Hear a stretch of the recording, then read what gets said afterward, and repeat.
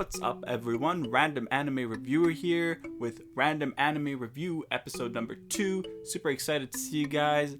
This one is way out of the regular anime that I watch, but since the other random option turned out to be a pretty well-known show called Dragon Ball, and one that I've already watched, well, I thought I didn't really have a choice, so why not? And I won't lie, I struggled a bit trying to get through it.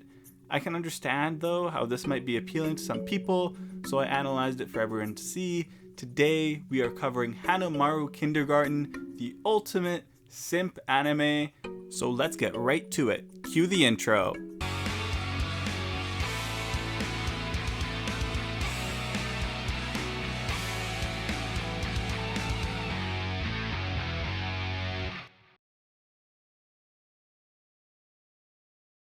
Right before we get into this video, I want to tell you to smash that like button. It helps me out a lot, so I'd appreciate if you did that.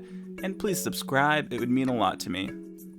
Hanamaru Kindergarten is centered around an irregular love triangle where the main characters are the kindergartner Anzu, the female co-worker Yamamoto, and Tsushida, aka Simp Central. In a twist of events, the kindergartners are way more aware of the bromance present than the adults. There are also some pretty weird things that children that age shouldn't know about, but it is the running joke of the show as they don't really understand the magnitude of the words they are saying. So the main characters are Simp Central himself, Tsushida. I guess I could explain his character more if Simp didn't really explain it. Tsushida is a weak, reserved young man working as a kindergarten teacher because he thought it would get him to meet more young women in an uncompetitive environment. Oh, and he says he likes playing games with children. He struggles with confrontation and being decisive to the point where he becomes a babysitter to the daughter of his previous love interest. Yikes, am I right? That daughter is Anzu. Anzu is a small child that knows way too much. It's like she watched every single romantic drama on television and tried to understand the world through them. She is supported by her mother to confess her love to Tsushida, her teacher, after he saves her, believing that she is special to him. Yes, this gets into uncomfortable territory right off the bat. I guess they think it's kind of funny. For some reason, this story forgoes, or rather shows breaking ethical boundaries as an exhibition of the power of lovers overcoming everything. Anzu tries to get the attention and play the part of the lover to Tsushida, who, in line with his character, is unable to set proper boundaries with Anzu as he skillfully tries to avoid the consequences of such a relationship, and trying to push Anzu away, she ends up becoming more mature than he is, and also, this is where most of the funny moments come from. As Anzu works hard to get the love from Tsushida she wants, Tsushida has his eyes elsewhere, and that is where Yamamoto comes in. She is the female love interest who can't take a hint to save her life. She is absolutely oblivious to her charms, highlighted by how easily the children recognize just how out of Tsushida's league she is. It's pretty clear that she symbolizes someone who you make romantic advances on, but somehow never gets the message by like 1,000 times. I mean, my man Tsushida literally said he wanted to spend the rest of his life with her. And it still somehow did not get through. She's pretty much kind of a ditz in the show. She's kind of the only character to not change at all throughout the show. And everyone around her sees her as someone who just doesn't get things at all. The thing that really brightened this anime is the side characters. Let's start with the best in the whole show, in my opinion, Hiragi. She be spitting straight facts and moves the story along really well. I don't think it would be as believable without her. Pretty sure she's smarter than most adults in all the show combined, but she isn't only a smart person, she's also understanding of other people's feelings, which is pretty much non-existent pretty much everywhere in the show because everyone just thinks about themselves for the most part. Hiragi, along with Kome, a super shy and reserved child who slowly starts leaving her shell over the course of the story, make up the main friend group of Anzu. They are her best friends and the people who she confides in, and they give her a lot of tips and help her along with her shenanigans. You might be thinking, who is enabling this trio to do all their shenanigans and helping them along? And that would be Anzu's mom, Sakura. She is the ultimate manipulator. This woman has been controlling Tsushida since they first met, fully knowing he has feelings for her. Even in the present, she sends Anzu while completing work from home to Tsushida's apartment, telling her that it's to fulfill a partner's supporting role while he is sick.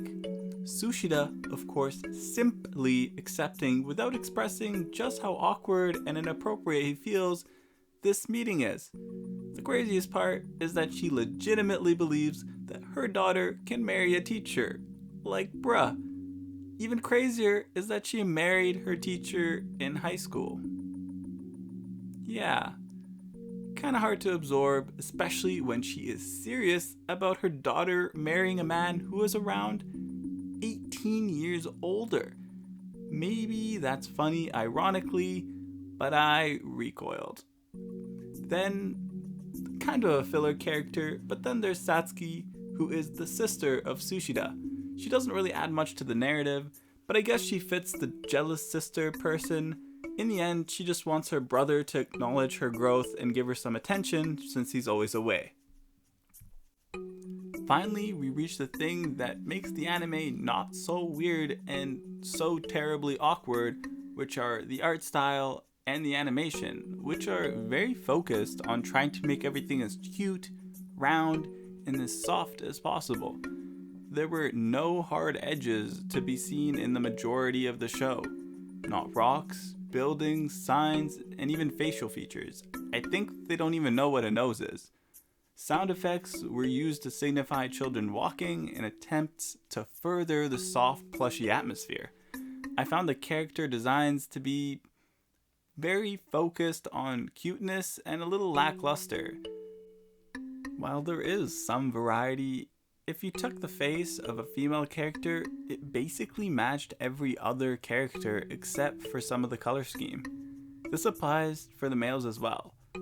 The main way to know the character was by their hair or their clothing. Additionally, facial features like noses and eyebrows were rarely present, which takes away from trying to gauge what the characters were thinking or feeling. Instead, eyes were enlarged to about half of the face to express emotion.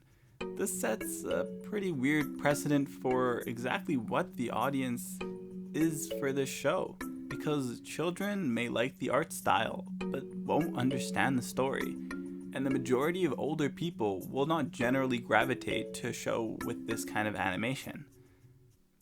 This show fails at moments of trying to hit those wholesome notes that a show like this would be expected to try to get. One example is the fish stand, where the parents are trying to keep a child from working, remember, a kindergartner, and instead, the trio and Sakura, Anzu's mom, attempt to manipulate them by getting the trio to work for them first and then taking out the child, so to say that the child can work as well, only because the child wanted to work. Now, I have mixed feelings about this because the parents genuinely had a reason to not have their child work. They wanted her to enjoy her time and not have to work. And now she was gonna be feeling like she has a responsibility to work with them. This show does get a few things right, like how we are not really that different from how kids think of attraction, loving someone without really knowing them after a single encounter, event, or interaction. Basically, Tsushida is no different than the kids with Yamamoto. In fact, his relationship is even more out of the moment. He doesn't really know her, at all, and she really hasn't shown any interest in him. The key takeaway, though, is how quickly Anzu made her decision to make her feelings be known and thus didn't have to hide them, while Tsushida took forever to just shoot his shot. And in the end, Anzu was the one who was happy, while Tsushida was constantly unable to express how he felt until much later. And I mean, it didn't work, but at least he knows that there wasn't going to be anything there anyway. Another thing the show kind of hits on the head is just how clueless we can be when we're in our own relationship compared to when viewing those of others. Constantly in the show, other characters have very insightful thoughts and completely understand the intent of the other partner in the relationship, but the characters which are receiving them feel like they can't understand a thing. Like, it's almost like our friends telling us that, yeah, this person likes you, or, no, it's not going your way. And how we always feel like it's a puzzle because we're on the inside. It's almost like the whole coaches don't play thing, and they did that really well. Just a few final remarks. This show doesn't really have much closure, and its plot is kind of vain when you actually look at it. Tsushida only likes Yamamoto because he finds her attractive and doesn't care if she comes off as an airhead. Like I said, I had trouble watching this because of the constant Anzu antics that were motivated by the mother, and it reached a point where it just wasn't something that was comfortable to watch.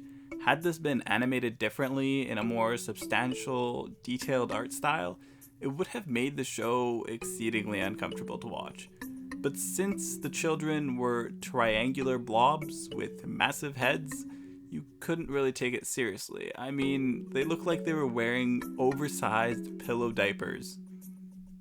In the end, this show does have some highlights, and it isn't all bad, although it is occasionally uncomfortable. Maybe it's because it wasn't my sense of humor, so I definitely put that in regard. But I think there is some room for improvement for the show, and there were a lot of themes that they didn't quite hit too well.